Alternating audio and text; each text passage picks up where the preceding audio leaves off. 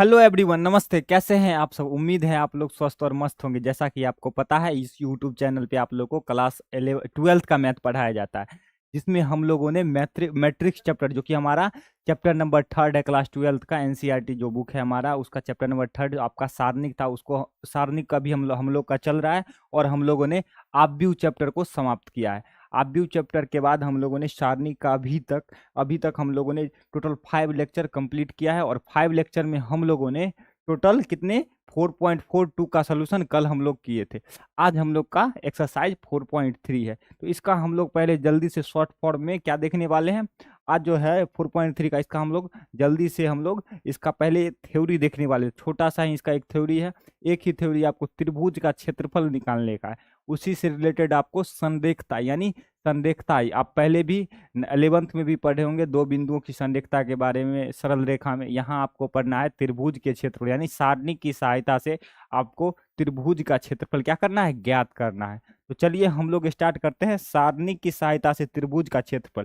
इससे पहले आप लोग को पता होगा कि त्रिभुज का क्षेत्रफल का पहले आप लोग पढ़े होंगे बचपन में, यानी 9th-10th में। वो एक फॉर्मूला था जो कि आपको याद होगा। तो हीरोन का सूत्र जिसको कहते थे √S into s minus a into s minus b into s minus c. एक और फॉर्मूला आप लोग पढ़े थे जो कि क्या था, जो कि आप लोग का था क्या, 1/2 गुने आधार गुने ऊंचाई। ठीक है। इसके बाद हम लोग पढ़े थे क्लास 11th में एक एक दूरी सूत्र में, जो दूरी सूत्र जहां सरल रेखा पढ़े थे वहां एक त्रिभुज का फॉर्मूला था 1/2। A2 अरुण सर जी, बड़े दिन बाद मिल रहे हैं हमसे। नमस्ते नमस्ते। अच्छा, आपको भी नमस्ते। ठीक है A2 अरुण जी। तो एक फॉर्मूला आप लोग पढ़े थे क्लास 11th में, उसी का, यानी उसी को हम लोग अगर डिटर्मिनेंट फॉर्म में लिखेंगे ना तो वो लिखा जाएगा। ठीक है, उसी को हम लोग देखने वाले हैं। तो चलिए स्टार्ट करते हैं। आज का जो पहला है, तो ये टॉपिक आज का है त्रिभुज का क्षेत्रफल। क्या है? त्रिभुज का क्षेत्रफल निकालना, यानी इसको अंग्रेजी में कहेंगे तो क्या हो जाएगा, area of triangle. Area of triangle, ये आप लोग को ज्ञात करना है। क्या करना है? ज्ञात करना है। क्या करना है? एरिया ऑफ ट्रायंगल निकालना है। इसमें आपको दिया क्या रहेगा, जैसे कि आप बचपन में पढ़े थे उसमें, ये अगर फॉर्मूला था 1/2 गुने आधार गुने ऊंचाई, तो वहां आपको आधार ऊंचाई दिया रहता था, वहां से आप लोग निकालते थे। ठीक इसी प्रकार हिरोन का सूत्र में आपको तीनों भुजा दिया रहता, उससे आप लोग अर्ध परिमिति निकालते थे। उसके बाद उससे हिरोन का सूत्र लगाते थे तो आपको त्रिभुज का क्षेत्रफल मिल जाता था। यहाँ क्या किया जाएगा, यहाँ आपको त्रिभुज का 3 शीर्ष दिया रहेगा। क्या किया जाएगा? तीनों शीर्ष का निर्देशांक दिया रहेगा। अगर मान लीजिए ये आपका त्रिभुज है, ये आपका त्रिभुज है, तो ये तीनों का आपको निर्देशांक दिया रहेगा। हम मान लेते हैं इसको x1 y1, इसको मान लेते हैं x2 y2, और ये आपका हो जाएगा x3 y3। ये आपका बिंदु A है, ये आपका हो जाएगा बिंदु B, और ये हमारा त्रिभुज ABC है। इसमें आपको देखिए ये दिया रहेगा, और अब बोलेगा आपसे त्रिभुज ABC का क्षेत्रफल ज्ञात करेगा करने के लिए। तो इसके लिए फॉर्मूला क्या होता है, देखिए फॉर्मूला एकदम से आपको याद हो जाएगा। देखिए 1/2 डिटर्मिनेंट का चिन्ह लीजिए। अब देखिए जितना भी x1 वाला है उसको कॉलम 1 में सजाइए। देखिए यहाँ से x1 x2 x3। ठीक है। फिर देखिए जितना भी y1 वाला है, y1 y2 y3, ये सभी को हम लोग क्या करने वाले हैं, ये कॉलम 2 में लिखने वाले हैं, y1 y2 y3। और कॉलम 3 यानी स्तंभ जो तीसरा है उसमें आप एक एक सजा लीजिए। यही हम लोग का फॉर्मूला होगा। इसी फॉर्मूला के आधार पे हम लोग क्या करने वाले हैं, इस एक्सरसाइज को, इस एक्सरसाइज का क्वेश्चन हम लोग बनाने वाले हैं। ठीक है। तो हम लोग स्टार्ट करते हैं। पहले इस एक चीज और है, आपको याद रखना है। आप कोई भी अगर मान लीजिए x1 y1 को पहले भी लिख सकते हैं, यहां भी लिख सकते हैं, इससे कोई भी समस्या नहीं होगी। अगर आपको आंसर में अगर माइनस आ जाए तो उसका निरपेक्ष मान लेना है। क्या लेना है? Absolute value. कहने का अर्थ है अगर कभी भी आपको -4 अगर आंसर में आए तो इसका क्या करना है, इसका मॉड ले लेना है। क्या लेना है? मॉड, यानी तो ये हो जाएगा आपका +4। ठीक है। आप इतना ध्यान रखिए, यानी त्रिभुज का क्षेत्रफल कभी भी ऋणात्मक नहीं हो सकता। त्रिभुज का क्षेत्रफल आपका क्या होता है? धनात्मक होता है। क्या होता है? धनात्मक। चलिए हम लोग इस पे प्रश्न स्टार्ट करते हैं और देखते हैं पहला प्रश्न। यानी एनसीईआरटी जो आपका है क्लास 12 का मैथमेटिक्स का, उसका हम लोग 4.3 करने वाले हैं। क्या करने वाले हैं? 4.3। इसमें हम लोग पहला प्रश्न क्या दिया है, देखिए निम्नलिखित प्रत्येक में दिए गए शीर्ष बिंदुओं वाले त्रिभुजों की क्या निकालना है? क्षेत्रफल निकालना है। ठीक है, ये आप लोगों को निकालना है। यहाँ देखिए आपको 3 निर्देशांक दिया है, यानी क्वेश्चन नंबर अगर 1 में आप जाइएगा तो यहाँ देखिए 3 निर्देशांक आपको दिया है। क्या किया है, 3 निर्देशांक आपको दिया गया है। ये आपका हो गया किसी को आप x1 y1 किसी को x2 y2 मान सकते हैं, ठीक है। तो हम लोग क्या करते हैं, इसको x1 y1 मान लेते हैं। अगर इसको x1 y1 माने तो ये यहाँ से फॉर्मूला आपका क्या था, देखिए सीधे डायरेक्ट हम लोग लिख लेते हैं, यहाँ तो हमारा प्रश्न है ही, यहाँ से हम लोग डायरेक्ट लिख सकते हैं त्रिभुज ABC का क्षेत्रफल। क्या लिख सकते हैं, त्रिभुज, त्रिभुज का क्षेत्रफल, ये त्रिभुज का साइन होता है, ये त्रिभुज का क्षेत्रफल, त्रिभुज का क्षेत्रफल। तो क्या कहे थे, 1/2। अब क्या कहे थे, कॉलम 1 में जो है, कॉलम 1 में क्या करना है, वो x1 x2 x3 यानी x के जितने भी निर्देशांक है उसको लिखना है। कॉलम 2 में क्या लिखना है, y1 y2 y3। ये सिर्फ आपको ध्यान देना है। और कॉलम 3 में आपको 1 1 सजाना है, ठीक है। यहां से देखिए ये आपका x1 हो जाएगा और ये x2 क्या हो जाएगा, पहले वाला x1 y1। तो यहां से हम लोग क्या लिख सकते हैं, 1/2 का x1 के जगह पे क्या लिखेंगे, 1 और y1 के जगह 0, ठीक है। इसको ध्यान देना है, x2 के जगह पे 6 और y2 के जगह पे 0, यानी यहां से आपका हो जाएगा 0, 6 0, ठीक है। नेक्स्ट हमारा यहाँ ये x3 हो जाएगा और ये y3। तो यहां से हम लोग लिख सकते हैं 4 3। आपको पता है कॉलम 3 में हम लोग क्या लिखने वाले हैं, 1 1। अब आपको त्रिभुज का क्षेत्रफल निकालना है तो इसको एक्सपेंड कर दीजिए। आपको पता है देखिए यहाँ 2 जीरो नजर आ रहा है, तो हम लोग इसी के सापेक्ष क्या करने वाले हैं, एक्सपेंड करने वाले। किसके सापेक्ष, किसके अनुदिश करने वाले हैं, तो कॉलम 2 के अनुदिश। तो यहां हम लोग लिखेंगे expanding along, expanding along, expanding along C2। क्या करने वाले हैं, एक्सपेंडिंग अलोंग C2, यानी हम लोग क्या करने वाले हैं कि हिंदी में बोलिएगा तो उसको कहा जाएगा C2 के अनुदिश प्रसरण करने पे। क्या करने पर, C2 के अनुदिश प्रसरण करने पे। अब आपको चिन्ह मालूम होगा, यानी इस ये चिन्ह क्या होता है, plus minus plus, minus plus minus, minus plus minus, और ये होता है प्लस माइनस प्लस। अभी हम लोग इसके अनुदिश कर रहे हैं तो इसका चिन्ह लेंगे, ठीक है। तो यहाँ से आप लोग ध्यान दीजिएगा, यहाँ 2 एलिमेंट यानी ये दोनों तो 0 है, तो इसको लेके भी हमको कोई फायदा नहीं है, यानी हम लोग ये वाला एलिमेंट A32 लेने वाले। A32 में कौन सा है, आपका 3 है, ठीक है। बाहर में पहले आपको 1/2 लिखना है, यहां से आप ध्यान दीजिएगा तो ये आपका हो जाएगा क्या, 3। अब ध्यान दीजिए, देखिए 3 जिस रो और कॉलम में उसके अवयव को आपको छोड़ना है। आपको इतना याद रखना है, 3 जिस भी रो या कॉलम में हो उसके अवयव को छोड़ना है। 3 देखिए थर्ड रो में है तो इसके सारे अवयव को आपको छोड़ना है, और 3 सेकेंड कॉलम में है तो इसको छोड़ना है, यानी बच गया 1 6 1 1। इसको क्रॉस मल्टीप्लाई करवाइए, 1 को 1 से करवाइएगा तो आपका 1 ही आएगा, और 6 को 1 से कीजिएगा तो आपका 6 आएगा, यानी 1 इंटू 1 माइनस, माइनस का हो जाएगा 6, क्या हो जाएगा 1 माइनस का 6। इसको आप लोग सॉल्व कीजिएगा, इसको जब आप सॉल्व कीजिएगा तो ये आपका क्या आ जाएगा, यहाँ से आपका ये 3 इंटू 6 माइनस का 5, ठीक है।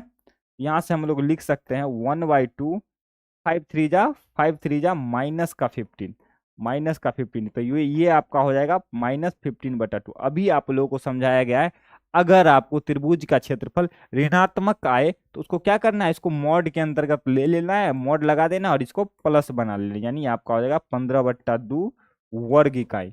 यहाँ अगर कोई यूनिट नहीं दिया है तो आप लोग लिख सकते हैं वर्ग इकाई, यानी इंग्लिश में बोलिएगा तो स्क्वायर, यूनिट स्क्वायर। क्या कर सकते हैं, यूनिट स्क्वायर, ठीक है। यहाँ तक आपको इस प्रश्न में किसी प्रकार की कोई भी समस्या है तो आप प्रश्न पूछ सकते हैं कमेंट सेक्शन में।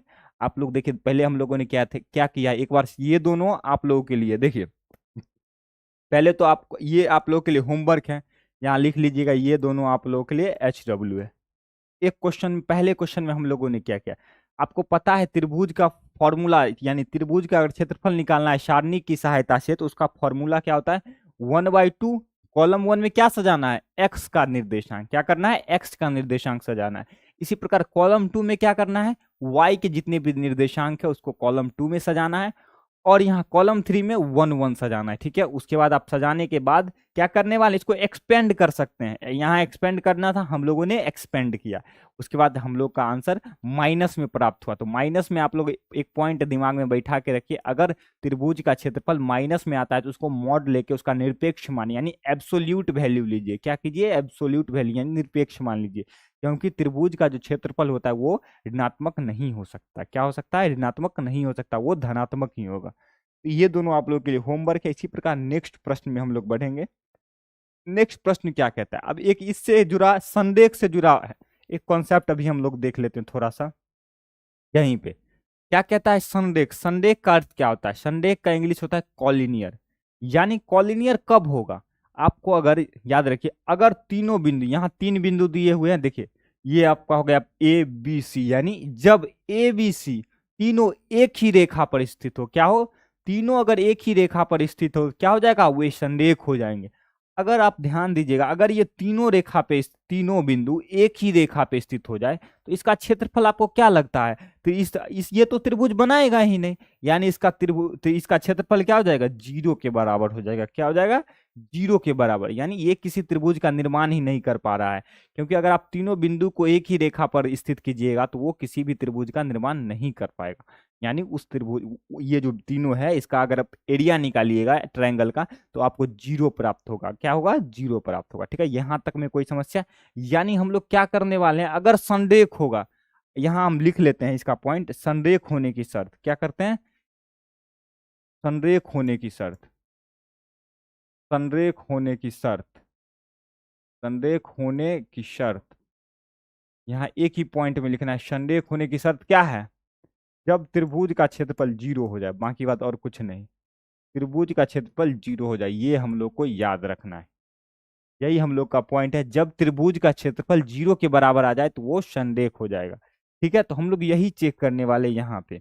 यहाँ से हम लोग क्या लिख सकते हैं? 1/2 त्रिभुज, यही ना होता है त्रिभुज का क्षेत्रफल का formula, x1 x2 x3 y1 y2 y3, और यहाँ कॉलम थर्ड में 1 1 1 किसके बराबर होगा? जीरो। अब देखिए 1/2 जो हमारा है, 1/2 क्या है? 1/2 आपका क्या है? गुणा में, उस पार ले जाएंगे तो भाग में चल, यानी ये 2 यहाँ जाएगा तो जीरो से मल्टीप्लाई होके जीरो ही हो जाएगा। तो हम लोग यहाँ से लिख सकते हैं, क्या लिख सकते हैं? देखिए x1 x2 ये आपका हो जाएगा x, ये आपका हो जाएगा क्या? x3।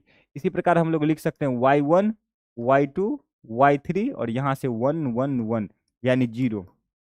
कहने का मतलब ये है, जब भी आपको संरेख सिद्ध करना है तो क्या करना है? संरेख का अर्थ क्या होता है? संरेख का अर्थ होता है वो तीनों बिंदु एक ही रेखा पर स्थित हो। अगर एक ही रेखा पर स्थित होगा तो वो किसी भी त्रिभुज का निर्माण नहीं कर पाएगा, और उसका जब आप एरिया निकालिएगा यानी क्षेत्रफल निकालिएगा तो वो शून्य के बराबर हो जाएगा। ठीक है, यहाँ से हम लोग ये वाला कॉन्सेप्ट यूज करने वाले हैं। तो आप लोग अगर ध्यान दीजिएगा, ये हमारा क्वेश्चन क्या कह रहा है? दर्शाइए कि बिंदु ए बी और सी संरेख हैं।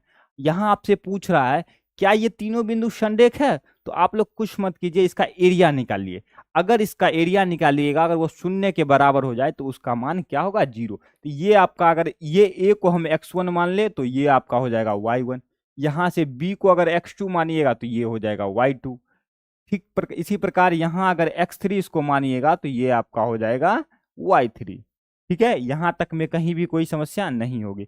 अगर हम इसका त्रिभुज का क्षेत्रफल निकालते हैं, यानी इस त्रिभुज का अगर हम क्षेत्रफल निकाले, यानी त्रिभुज का क्षेत्रफल अभी तुरंत बताएं, याद करने आसान है। 1/2 क्या करना है? जो कॉलम 1 हमारा है, कॉलम 1 में x का कोऑर्डिनेट रखना है, यानी x1 x2, यहाँ आप x3। ठीक इसी प्रकार कॉलम 2 में जब जाएंगे तो यहाँ आप y1 का कोऑर्डिनेट रखेंगे, y1 y2 y3, और नेक्स्ट हमारा यहाँ 1 1 1। अब देखिए x1 के जगह पर क्या है, यहां से आप लोग ध्यान देना है। x1 के जगह पे आपको a दिख रहा है, और यहाँ y1 के जगह पे b प्लस का c।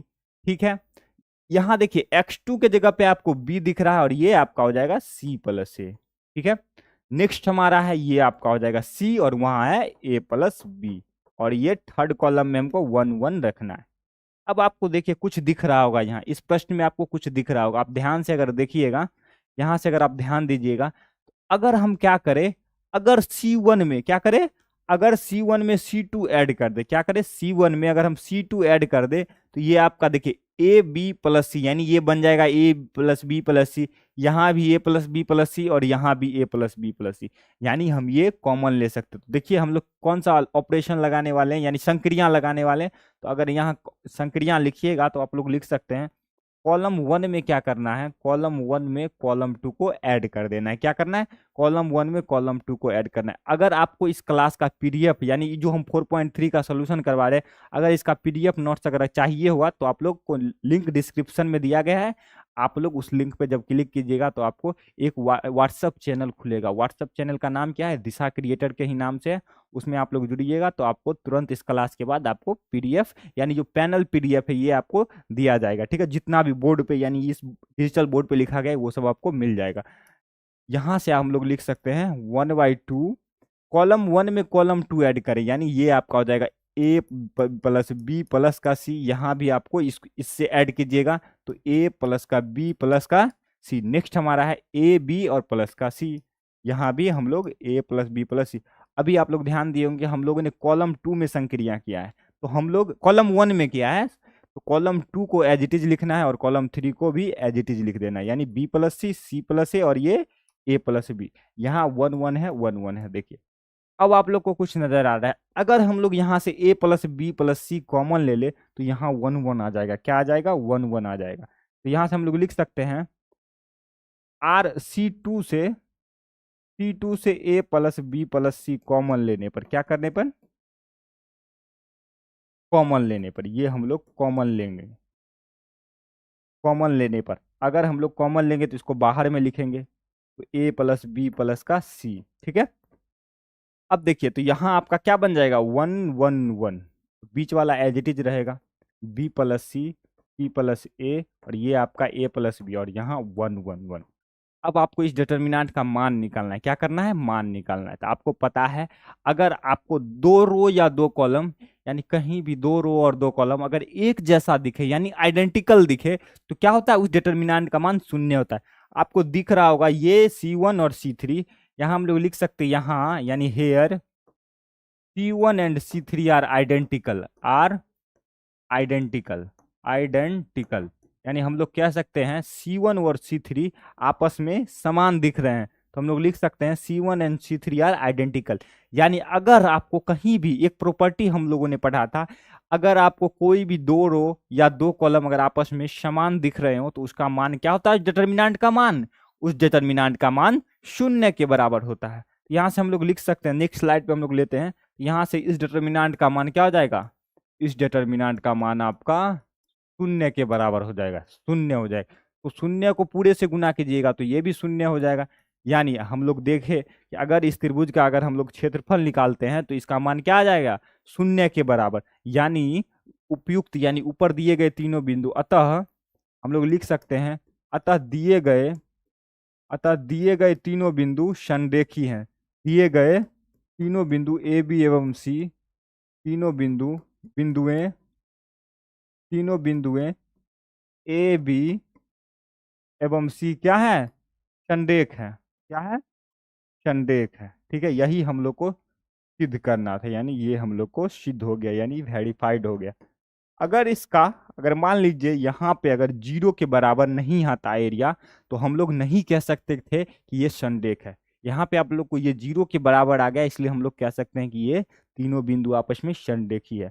यहाँ तक में अगर कहीं भी कोई समस्या, संरेखी से संबंधित किसी भी प्रकार की कोई भी समस्या है तो आप लोग कमेंट कर सकते हैं। अगर नहीं समस्या है तो हम लोग नेक्स्ट आगे बढ़ते हैं। संरेखी का मतलब आप लोग ध्यान रखिएगा, तीनों बिंदु एक ही रेखा पर स्थित हो। यानी अगर त्रिभुज यानी जो बिंदु तीनों दिए गए हैं अगर उससे संरेखी पूछ रहा है तो उसका तीनों बिंदु क्या होना चाहिए? एक ही रेखा पर स्थित होनी चाहिए। ठीक है, अब हम लोग नेक्स्ट क्वेश्चन देखने वाले हैं। प्रश्न संख्या 2 में आपको कहीं भी कोई समस्या नहीं होगी। अब कह रहा है देखिए प्रत्येक में के का मान ज्ञात कीजिए। क्या करने बोल रहा है? प्रत्येक में के का मान ज्ञात कीजिए। ठीक है, यदि त्रिभुजों का क्षेत्रफल 4 वर्ग है, 4 वर्ग इकाई है, ठीक है 4 वर्ग है, शीर्ष बिंदु निम्नलिखित है। कहने का मतलब आपको यहाँ पहले आपको निर्देशांक तीनों निर्देशांक देके त्रिभुज का क्षेत्रफल पूछता था। अब आपको त्रिभुज यानी आपको क्या कह रहा है? निर्देशांक तो दिया है लेकिन उसमें से एक निर्देशांक में एक का एक्स कोऑर्डिनेट गायब कर दिया, यहाँ एक्स कोऑर्डिनेट गायब कर दिया है। अब आपको उसका क्षेत्रफल देके आपसे उस के का मान पूछ रहा है तो साफ वैसा ही क्वेश्चन है, यानी हमको वही वही अप्लाई करना है। तो यहाँ से हम लोग देखिए ये 2 नंबर क्वेश्चन आप लोग के लिए होमवर्क, एक क्वेश्चन हम लोग सॉल्व करेंगे और ये आप लोग के लिए होमवर्क है। क्या है? एक आप लोगों के लिए होमवर्क है। ठीक है, ध्यान से देखना है, ये आप लोग के लिए होमवर्क है। यहाँ से हम लोग पहला क्वेश्चन देखने वाले हैं। क्या देखने वाले? पहला क्वेश्चन देखिए। पहले तो आप जानते हैं त्रिभुज का क्षेत्रफल का फॉर्मूला क्या होता है। पहले आप लोग जल्दी से बताइएगा कि त्रिभुज के क्षेत्रफल का फॉर्मूला क्या होता है। तो आपको पता है त्रिभुज का क्षेत्रफल का फॉर्मूला C1 में क्या होता है, x का सारा कोऑर्डिनेट, x1 x2 x3। इसी प्रकार C2 में y का पूरा कोऑर्डिनेट लिख लीजिए, और C3 में क्या करना है 1 1 1। ठीक है, इस प्रकार हम लोग है। अब हमको यहाँ x1 देखना है। देखिए x1 कौन सा है, देखिए x1 आपको नजर आ रहा है, ये पहला वाला, इसको x1 मान लेते हैं और इसको y1। यहाँ से इसको x2 मान लेते हैं और ये y2। ठीक है, यहाँ से x3 और ये आपका हो जाएगा y3।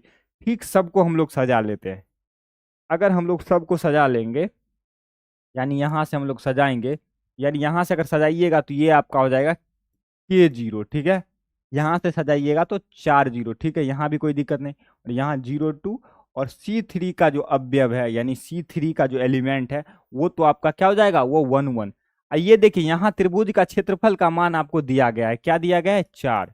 अब ध्यान देना है, देखिए 4 प्लस में है या माइनस में, ये तो हमको नहीं पता है। यानी जो यहाँ के जो था 4 तो प्लस में होगा, लेकिन ये के प्लस में था कि माइनस में हमको नहीं पता, इसलिए हम लोग क्या करने वाले, एक बार प्लस लेने वाले, एक बार माइनस लेने वाले। ठीक है, एक बार प्लस लेने वाले और एक बार माइनस लेने वाले।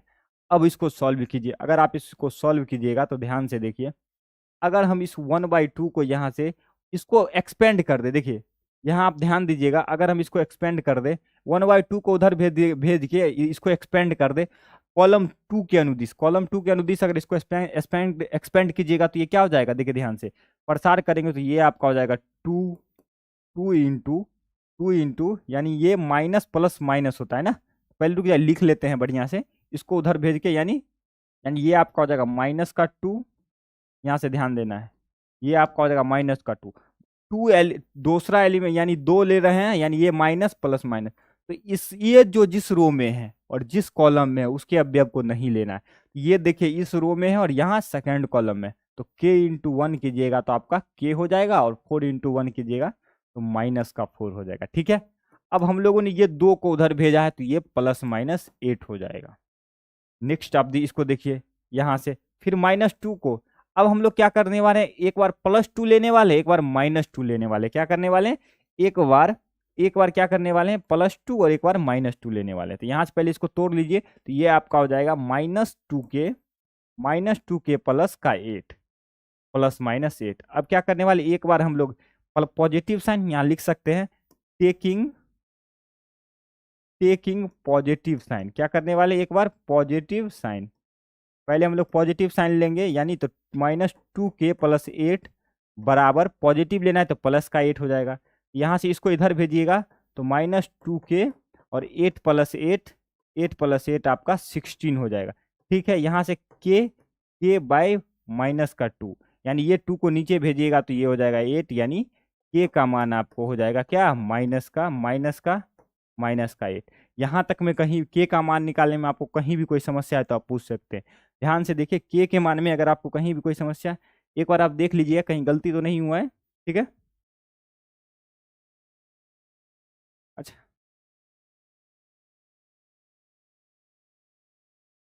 अच्छा, यहाँ ध्यान देना, यहाँ 0 हो जाएगा। देखिए ध्यान से, थोड़ा सा मिस्टेक हो गया, इसको सही कर लीजिएगा। देखिए देखिए यहाँ ध्यान देना, ये प्लस में था, उस पर जाएगा तो माइनस का हो जाएगा, यानी 8 में से 8 गया 0, यानी 0 को -2 से डिवाइड कीजिएगा, यहाँ से -2 आएगा तो ये आपका 0 होगा, यानी k का मान आपका 0 आ जाएगा। क्या आ जाएगा, 0। ठीक इसी प्रकार यहाँ जब निगेटिव साइन लेंगे, यानी लिखेंगे टेकिंग निगेटिव साइन, क्या करने वाले, निगेटिव साइन जब लेंगे, ध्यान से देखना है, निगेटिव साइन लेंगे तो यहाँ से क्या लिख सकते हैं, -2k प्लस 8 और माइनस का 8। तो यहाँ से जब इसको भेजिएगा -2k -8, और ये प्लस का है तो उस पर जाएगा, ये प्लस का है तो उस पर जाएगा तो माइनस का 8 हो जाएगा। ठीक है, तो यहाँ से हम लोग लिख सकते हैं, यहाँ से k बराबर माइनस का 16 बाय, और ये -2 को नीचे लाएंगे तो 2 8 जा, यहाँ से सही से कर लिख लेना है। देखिए 2 8 जा 16 और माइनस माइनस कट जाएगा, यानी k बराबर आपका हो जाएगा 8 हो जाएगा। क्या हो जाएगा, k बराबर आपका क्या हो जाएगा, 8 हो जाएगा। ध्यान से देखिए, k बराबर आपका, यहाँ से एक k का मान निकला 0, और एक आपका हो गया, एक क्या हो गया, 0 और एक 8 हो गया, 0 और 8, यानी आपका k का मान हम लोग निकाले। अतः हम लोग लिख सकते हैं, नेक्स्ट स्लाइड में लिखिएगा, अतः k बराबर 0 या 8, 0 या 8, ठीक है, ये बराबर 0 या 8, ये हमारा आंसर हो गया। ये हमारा आंसर हो गया। यहां तक में आपको कहीं भी कोई समस्या है तो आप पूछ सकते हैं, नहीं तो हम अगले क्वेश्चन बढ़ेंगे। इस क्वेश्चन में क्या करना है, देखिए इस प्रश्न में क्या करना है। इस प्रश्न में आपको क्षेत्रफल दिया है, तो क्षेत्रफल यहाँ तो प्लस माइनस हमको नहीं पता, क्योंकि त्रिभुज का जो एरिया निकलता था उसमें आपको प्लस भी आ सकता है, माइनस माइनस आता है, तो हम लोग क्या करते हैं, मॉड ले लेते हैं। इसीलिए हम क्या किए, यहाँ पे प्लस माइनस दोनों लिए, पहले इसको सॉल्व किए, उसके बाद एक बार प्लस साइन लिए और एक बार माइनस। तो प्लस साइन लेने पे आपका आंसर 0 आया, और माइनस साइन लेने पे क्या आया, माइनस साइन लेने पे आपका आंसर 8 आया। ये क्वेश्चन नंबर 2 आप लोगों के लिए होमवर्क के लिए है, तीसरा का दूसरा आपको होमवर्क है। अब वहां नेक्स्ट क्वेश्चन क्या कहता है, सारणिकों का प्रयोग करके 1 2 3 6 को मिलाने वाली रेखा का समीकरण। वही क्वेश्चन है, उसी पे देखिए ये कहना चाह रहा है सारणिकों की सहायता से एक ऐसे रेखा का समीकरण ज्ञात कीजिए, प्रयोग करके इन दोनों को मिलाने वाली रेखा का समीकरण। अगर मान लीजिए ये पॉइंट यहाँ है, ये पॉइंट यहाँ है, इसको अगर मान ले ए एक पॉइंट है जिसका निर्देशांक क्या है, जिसका निर्देशांक आपको दिया है 1,2। इसी प्रकार बी जो निर्देशांक है, बी जो पॉइंट है उसका निर्देशांक आपको 3,6। इन दोनों को मिलाने वाली रेखा का समीकरण, तो यानी इसके रेखा पे ही होगा। तो हम मान लेते हैं कोई एक बिंदु यहाँ पे है पी, जिसका निर्देशांक x,y है। क्या है, x,y। अब बोल रहा है देखिए इसका समीकरण ज्ञात करने के लिए, तो इसका समीकरण देखिए अभी तुरंत बताए थे, अगर 3 बिंदु एक ही रेखा पर स्थित हो तो वो क्या होते हैं, संरेखी होते हैं। अगर वो 3 बिंदु एक ही रेखा पर स्थित हो तो वो संरेखी होते हैं, और उसका जब क्षेत्रफल आप निकालिएगा तो उसका मान क्या होता है, 0 होता है। तो हम लोग यहां से लिख सकते हैं, क्योंकि ए पी एवं बी संरेखी है। क्या है, संरेख है, यानी संरेखी है। इसलिए इसलिए हम लोग लिख सकते हैं ट्रायंगल एपीबी का क्षेत्रफल क्या हो जाएगा, 0 के बराबर। क्या हो जाएगा, 0 के बराबर। यहां से हम इसका अगर जानते हैं हम लोग, फॉर्मूला क्या होता है, 1/2। इसको अगर लिखिएगा तो ये होता है x1 x2 x3, यहाँ y1 y2 और यहाँ y3, और कॉलम 3 का 1 1 1। ये क्या है, 0 के बराबर। अगर 1/2 को उधर भेजिएगा तो वो 0 ही हो जाएगा। यहाँ से हम लोग को ध्यान देना है, x1 किसको माने, x1 अगर इसको मानिएगा तो ये आपका हो जाएगा 1 2। इसी प्रकार x2 अगर इसको माने और y2 इसको, तो ये आपका xy है। और नेक्स्ट जो हमारा तीसरा है, यानी 3 6। क्या है, 3 6, और कॉलम 3 पे ध्यान दीजिएगा तो उसको 1 1 1 लिख सकते हैं। इसके बराबर है, 0 के बराबर है। क्या है, 0 के। संदेश कुमार, यस सर, हाँ यस सर, ठीक है। यहाँ से देखिए आप क्या कर सकते हैं, इसका जब आप, हम लोग क्या करने वाले, इसको एक्सपेंड करने वाले। जब इसको एक्सपेंड कीजिएगा, एक्सपेंड करने से पहले आप ये भी कर सकते हैं, क्या, नहीं तो डायरेक्ट एक्सपेंड भी कर सकते हैं, या तो आप इसको इस पे ऑपरेशन भी लगा सकते हैं, नहीं तो एक्सपेंड करेंगे हम लोग R1 के अनुदिश। यानी R1 के अनुदिश अगर हम इसको एक्सपेंड करेंगे तो क्या हो जाएगा, देखिए पहले वाला जो एलिमेंट है A11 वो क्या है, 1 है आपका। यहाँ से ध्यान दीजिएगा ये 1 है, तो ये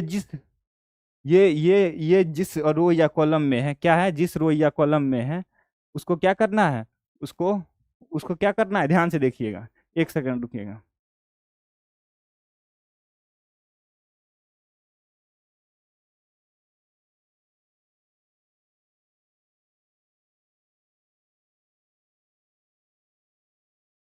देखिए ये आप लोग ध्यान दीजिएगा, यहाँ से अगर हम लोग ये 1 ले रहे हैं तो 1 जो आपका है वो क्या है, फर्स्ट रो और फर्स्ट कॉलम में। तो इसके एलिमेंट को जब छोड़िएगा तो ये y161 बचेगा।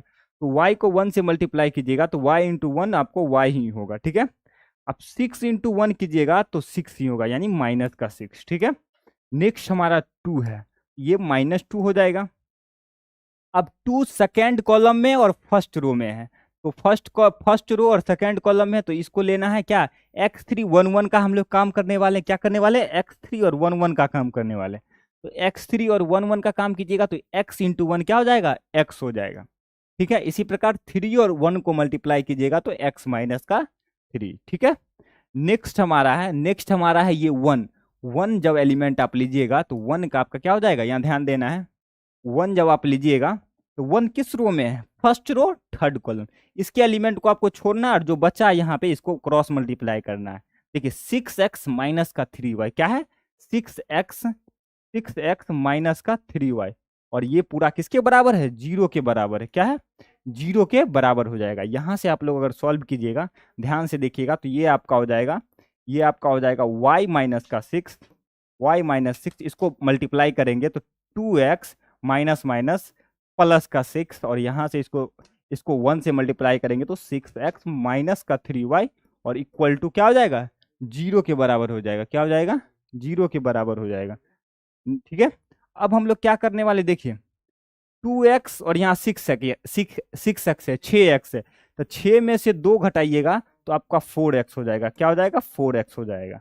ठीक है, इन दोनों का हम लोगों ने काम किया तो 4x हो गया। ठीक है, यहां से आप लोग ध्यान दीजिएगा, ये 6 और 6 यानी ये 6 और 6 0, यानी ये तो कट गया हमारा, y माइनस 3y क्या हो जाएगा, माइनस का 2y, क्या हो जाएगा, माइनस का 2y बराबर 0। यहां से अगर आप लोग 2 कॉमन ले लेते हैं, यानी अगर 2 हम लोग बाहर कर लेते हैं, तो ये आपका बचेगा 2x माइनस का y और बराबर में 0। 2 को अगर उस साइड भेज दे तो ये आपका बचेगा 2x माइनस वाई बराबर का 0। ठीक है, तो यहां से हम लोग लिख सकते हैं y बराबर, क्या लिख सकते हैं, y बराबर 2x। ठीक है, ये आपका y बराबर, यानी y को अगर उस पार ले जाएं तो ये बचेगा y बराबर 2x। यही हम लोग का ये समीकरण हो गया, क्या हो गया, यही हम लोग का समीकरण हो गया। ठीक है, यहां तक में आपको कहीं भी कोई समस्या है तो पूछ सकते हैं। ये हम लोगों को एक रेखा दिया हुआ था, यानी 2 बिंदु को मिलाने वाली रेखा पर आपको समीकरण का क्या किसकी सहायता से निकालना था, सारणिक का प्रयोग करके। तो हम लोगों ने सारणिक का प्रयोग करके इस रेखा का समीकरण देखा। तो ये हमारा क्वेश्चन नंबर 4 था और हम लोगों ने ये कंप्लीट कर लिया। और हम लोग नेक्स्ट क्वेश्चन पे बढ़ेंगे, उससे पहले आप लोग बताइए कि आपको कहीं भी किसी प्रकार की कोई भी समस्या है तो आप लोग चैट सेक्शन में बता सकते हैं, नहीं तो हम लोग आगे बढ़ते हैं। देखिए नेक्स्ट क्वेश्चन हमारा क्या है, नेक्स्ट क्वेश्चन भी उसी प्रकार का है। तो ये आप लोगों के लिए HW है, क्या है, ये आप लोगों के लिए HW है। ये आप लोग खुद से कीजिएगा, ये आप लोग घर से करके आइएगा, ये आप लोगों के लिए HW है। ये उसी तरह का क्वेश्चन है, इसलिए आपको नहीं बताया जा रहा है, ये आप लोग घर से कीजिएगा। नेक्स्ट जो हमारा है, देखिए ये क्वेश्चन आपको क्या कहता है, यदि शीर्ष इतना और इतना वाले त्रिभुज का क्षेत्रफल 35 वर्ग इकाई हो तो के का मान। ये भी क्वेश्चन सेम टू सेम उसी तरह का है जो हम लोगों ने पहले किया था, जहां 4 वाला था। तो ये भी क्वेश्चन उसी तरह का है, ये भी आप कर ही सकते हैं, लेकिन इसको हम लोग एक बार सॉल्व कर लेते हैं जिससे आप लोग को आसानी होगा। देखिए क्या करते हैं, देखिए त्रिभुज का क्षेत्रफल, ऑब्जेक्टिव क्वेश्चन तो जल्दी जल्दी करेंगे। तो आपको पता है ये फॉर्मूला होता है 1/2 x1 x2 x3, और यहाँ होता है y1 y2 y3, और यहाँ 1 1 1, और इसका क्षेत्रफल कितना दिया है 35। लेकिन इसको क्या लेना है, प्लस माइनस में, क्या करना है, प्लस माइनस में।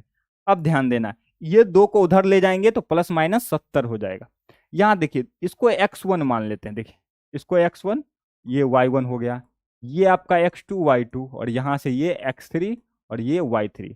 इसको जब आप लिखिएगा तो ये आपका हो जाएगा 2 माइनस का 6। ठीक है, ये आपका हो जाएगा 5 4, और यहाँ से कीजिएगा तो आपका हो जाएगा K4, और C3 1 1 1, और यहाँ से प्लस माइनस इस 2 को अगर उधर भेजें तो ये आपका हो जाएगा प्लस माइनस 70। ठीक है, कहीं भी कोई समस्या। अब हम लोग क्या करने वाले हैं, या तो आप एक्सपेंड कर लीजिए या हम लोग एक संक्रिया लगा सकते हैं। अगर आप इसको संक्रिया लगा के करिएगा तो और आसान होगा, नहीं तो इसको एक्सपेंड भी कीजिएगा तो उससे कोई भी प्रभाव पड़ने वाला नहीं है। तो हम लोग डायरेक्ट भी कर सकते हैं, तो डायरेक्ट अगर कीजिएगा तो डायरेक्ट ही कर सकते हैं, डायरेक्ट भी कर सकते हैं, और संक्रिया लगाइएगा तो थोड़ा आसान हो जाता है। संक्रिया कैसे लगाएंगे, देखिए यहाँ से आप संक्रिया इस प्रकार लगा सकते हैं, जैसे कि यहाँ से इसको मल्टीप्लाई माइनस कर सकते हैं, जीरो बना के कर सकते हैं। ठीक है, जीरो जीरो बना के कर सकते हैं। कृष्ण मोहन भूर्तिया क्या बोल रहे हैं, अच्छा H 60, क्या 60 बोल रहे हैं, कृष्ण मोहन, कृष्ण मोहन क्या बोल रहे हैं आप, HU 0060। देखिए यहां से हम लोग इसको एक्सपेंड करते हैं, फर्स्ट रो के अलोंग एक्सपेंड करेंगे। तो यहां अगर फर्स्ट रो के अलोंग एक्सपेंड करेंगे तो ये आपका हो जाएगा 2 × ठीक है। अब देखिए फर्स्ट रो में 2 किस रो में है, फर्स्ट रो में, और किस कॉलम में है, फर्स्ट कॉलम में। तो इसके एलिमेंट को आपको छोड़ना है, क्या करना है, छोड़ना है। तो आपको इसको मल्टीप्लाई करना है 4 × 4 और 4 × 1, यानी 4 - 4। ठीक है, अब ये माइनस का चिन्ह एज इट पहले से, और यहाँ माइनस का चिन्ह आएगा, यानी माइनस माइनस प्लस हो जाएगा, क्या हो जाएगा, माइनस माइनस प्लस का 6। ठीक है, अब देखिए -6 जो है हमारा, -6 वो सेकेंड रो में है, फर्स्ट रो में है और सेकेंड कॉलम में क्या है, फर्स्ट रो में नीसू देवल, हाँ हाय सर, हाँ बोलिए हाय, ठीक है। ये हम लोग का 4.3 का है। अगर आपको इसका पीडीएफ चाहिए, यानी जो अभी हम लोग जो सॉल्व कर रहे हैं, अगर उसका चाहिए तो आप लोग जो डिस्क्रिप्शन में चेक कीजिएगा, एक व्हाट्सएप चैनल का लिंक है, वहाँ आप लोग उस पर क्लिक कीजिएगा तो वो आपको व्हाट्सएप पे ले जाएगा। वहाँ दिशा क्रिएटर के नाम से एक व्हाट्सएप आएगा, उसको आप फॉलो कीजिएगा तो वहीं आपको क्या मिलने वाला है, क्या वहाँ आपको क्या मिलने वाला है, वहाँ आपको पीडीएफ मिलने वाला है, ठीक है। अब पहले इसको जल्दी से सॉल्व कर लेते हैं, उसके बाद हम लोग आपका कमेंट देखेंगे। -6, देखिए -6 फर्स्ट रो सेकेंड कॉलम में, तो देखिए इसको जब मल्टीप्लाई कीजिएगा 5 × 1, यहाँ से ध्यान देना है, 5 × 1 क्या हो जाएगा 5, और के माइनस का के हो जाएगा। और यहाँ इस एलिमेंट को जब लीजिएगा 1, देखिए ये first column third, first row third column में, इसको मल्टीप्लाई करेंगे तो 5 × 4 20, यहाँ से 20 माइनस का क्या हो जाएगा 4 के, क्या हो जाएगा माइनस का 4 के, बराबर में आपका हो जाएगा प्लस माइनस का 70, ठीक है। ठीक है, यहाँ ध्यान दीजिए, ये 4 में से 4 जब घटाइएगा और इसको 4 में से 4 जीरो हो जाएगा, और इसको 2 से मल्टीप्लाई कीजिएगा तो यहाँ जीरो ही होगा। यहाँ ध्यान दीजिएगा, इसको अगर अंदर में मल्टीप्लाई करें तो 6 5 जा 30, और यहाँ माइनस का 6 के हो जाएगा। यहाँ से आप लोग ध्यान दीजिएगा तो ये आपका हो जाएगा 20 माइनस का 4 के, और बराबर में प्लस माइनस 70, ठीक है। इसको अगर हम लोग सॉल्व करेंगे, नेक्स्ट स्लाइड में हम लोग सॉल्व करते हैं, तो यहाँ देखिए 6 के और माइनस का 4 के क्या हो जाएगा 6 4, और माइनस के क्या हो जाएगा माइनस का 10 के, क्या हो जाएगा माइनस का 10 के हो जाएगा। और यहाँ से हम लोग ये 30 और ये 20, यानी 30 + 20 क्या हो जाएगा 50 हो जाएगा, 50, और बराबर में प्लस माइनस का 70। अब हम लोग एक बार पॉजिटिव साइन लेंगे, यानी टेकिंग पॉजिटिव साइन, और एक बार हम लोग निगेटिव साइन लेने वाले हैं। यहाँ से हम लोग पॉजिटिव साइन लेंगे, यानी 50 बराबर प्लस का 70, यानी 70 लेना है, इसलिए प्लस का 70। यहाँ से आप लोग सॉल्व कीजिएगा, देखिए ध्यान से, ये माइनस का 10 के, उसको 70 में से प्लस में 50 है, इसको इधर कीजिएगा तो माइनस का 50 हो जाएगा। यहाँ से सॉल्व कीजिएगा तो 20 / माइनस का 10, यहाँ से काटिएगा तो 10 2 जा 20 हो जाएगा, और ये के बराबर -2 आ जाएगा, क्या आ जाएगा के बराबर माइनस का 2, ठीक है। अब हम लोग नेक्स्ट, यहीं पे हम लोग को एक निगेटिव साइन भी लेना है, क्योंकि यहाँ प्लस माइनस दोनों में था, तो यानी एक बार -17 लेके बनाना है। टेकिंग निगेटिव साइन, क्या करना है टेकिंग निगेटिव साइन। देखिए -10 के प्लस का 50 बराबर माइनस का 70, ठीक है। -10 के प्लस 50, यहाँ से 50 को अगर उस पार ले जाइएगा राइट हैंड साइड, तो ये हो जाएगा आपका माइनस का 50, और यहाँ से आप लोग सॉल्व कीजिएगा तो ये देखिए 70 + 20, 70 + 50 120 हो जाएगा, 120, यानी कि 10 को अगर डिवाइड के कराइएगा उससे, तो माइनस का 10, माइनस माइनस आपका कैंसिल हो जाएगा, यहाँ से 0 0 कैंसिल, यानी के बराबर आपका हो जाएगा, क्या हो जाएगा 12 हो जाएगा, के बराबर आपका 12 हो जाएगा। तो के बराबर ध्यान दीजिएगा, के बराबर -2 क्या है, के बराबर -2 और के बराबर 12 जिस ऑप्शन में है वही आपका राइट आंसर है। तो यहाँ ध्यान देंगे के बराबर 12 और के बराबर -2 किस ऑप्शन में है, किस ऑप्शन में, तो आपका हो जाएगा डी ऑप्शन में। इसके बाद हम लोग का ये एक्सरसाइज समाप्त होता है। तो हम लोगों ने आज कहाँ से स्टार्ट किया था, एक बार देख लेते हैं जल्दी से। ये हमारा डिटरमिनेंट चैप्टर का डे 6 था, क्या था डे 6। इसमें हम लोगों ने क्या देखा 4.3। तो 4.3 में हम लोग ने पहले त्रिभुज का क्षेत्रफल का फॉर्मूला देखा। त्रिभुज का क्षेत्रफल का फॉर्मूला क्या होता है 1/2। कॉलम 1 में क्या करना है, जितने भी x के कोऑर्डिनेट, x का निर्देशांक है, यानी x है x1 x2 x3, उसको सजाना है। और दूसरे यानी कॉलम 2 में y1 y2 y3, और कॉलम थर्ड यानी C3 में आपको 1 1 लिखना है, ठीक है। और इससे आप लोग का पहला प्रश्न था, यहाँ से हम लोगों ने पहला प्रश्न देखा, यानी त्रिभुज का क्षेत्रफल, ठीक है। इसके बाद नेक्स्ट हमारा था, यहाँ पे एक चीज हुआ क्या, जब त्रिभुज का क्षेत्रफल आपको माइनस यानी निगेटिव चिन्ह के साथ आए, तो उसको क्या करना है पॉजिटिव बनाने के लिए उसको मॉड में ले लेना है, जिससे वो पॉजिटिव बन जाए, ठीक है। इसका नेक्स्ट हमारा कॉन्सेप्ट था संरेख होने की शर्त। संरेख कहने का अर्थ क्या है, संरेख कहने का अर्थ है एक ही यानी अगर 3 बिंदु दिया हो, आप पूछे वो संरेख है या नहीं, तो क्या करना है उन तीनों बिंदु, संरेख का अर्थ है तीनों बिंदु एक ही रेखा पर स्थित हो। अगर यहाँ त्रिभुज की बात कर रहे हैं, तो अगर तीनों बिंदु अगर एक ही रेखा पर स्थित हो, वो किसी भी प्रकार के त्रिभुज का निर्माण नहीं करेंगे। यानी जब उसका आप त्रिभुज का क्षेत्र यानी उस एरिया निकालिएगा, तो उसका एरिया क्या हो जाएगा 0 के बराबर हो जाएगा, क्या हो जाएगा 0 के बराबर। तो यहाँ पे आपको एरिया 0 के बराबर हो जाएगा। इसी की सहायता से हम लोगों ने क्वेश्चन नंबर 2 किया, तो यहाँ ये आपको 0 आ गया, यानी ये आप लोग का टंडेक है। ठीक है, नेक्स्ट प्रश्न में आप लोग को यहाँ आप लोग क्या था, क्षेत्रफल देके आपको के का मान पूछा था, तो यहाँ आपको याद रखना है क्षेत्रफल को प्लस माइनस में लेना है। ठीक है, इतना ही आपको ध्यान रखना है।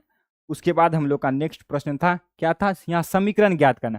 समीकरण में क्या, दोनों दोनों जो दो बिंदु दिया था, इसको मिलाने वाली रेखा पर आपको समीकरण निकालना था। तो यहाँ हम लोगों ने एक पॉइंट पी मान लिया, जिसका कोऑर्डिनेट एक्स कोमा वाई ले लिया, और इसकी सहायता से अगर ये तीनों एक ही रेखा पर है तो संरेख होंगे, और जब ये संरेख होंगे तो इसका क्षेत्रफल भी क्या हो जाएगा, 0 के बराबर हो जाएगा। क्या हो जाएगा, 0 के बराबर। इसके बाद नेक्स्ट हम लोगों ने, ये आप लोग के लिए होमवर्क था। ठीक है, अब हम लोगों ने लास्ट क्वेश्चन जो है 5 नंबर, ये भी उसी पे, यानी क्षेत्रफल देके आपको के का मान पूछ रहा है। ऐसे प्रश्नों में आपको क्या करना है, क्षेत्रफल को यानी प्लस माइनस में लेना है। ये हमारा आज का ये जो है 4.3 वो समाप्त होता है। अगर आपको इसका यानी जितना भी इस पे लिखा गया है, अगर वो पैनल पीडीएफ चाहिए तो आप लोग को डिस्क्रिप्शन में एक लिंक दिया है, उस पर क्लिक कीजिए तो ये वो आपको व्हाट्सएप चैनल पे ले जाएगा, वहाँ आप फॉलो कर लीजिएगा, वहीं कुछ देर में आपको मिल जाएगा। ठीक है, अब हम इस वीडियो को यहीं, इस लेक्चर को समाप्त करते हैं और मिलते हैं आपको कल एक नया जो हमारा है 4.4, उसमें हम लोग उसका कल हम लोग सोल्यूशन करेंगे और उससे रिलेटेड थ्योरी भी देखेंगे। ठीक है, अब हम लोग यहीं पे समाप्त करते हैं इस वीडियो को।